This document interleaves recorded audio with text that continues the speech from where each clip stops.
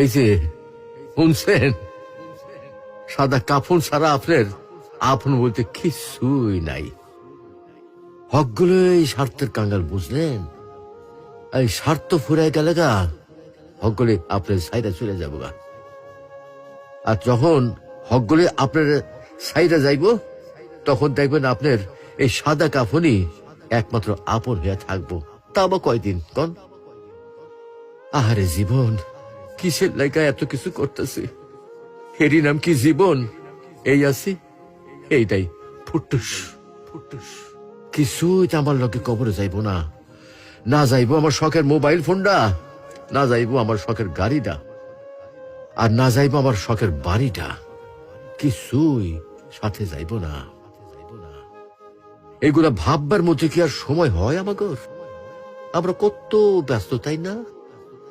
আহারে জীবন, আসুন সময় থাকতে ইমানের পরিচর্যা করি, পরকালের পাথেয় গুছাই, পরকালের কথা ভাবি। আল্লাহ আমাদেরকে ইমান চর্চা তৌফিক দান করুন, আমিন।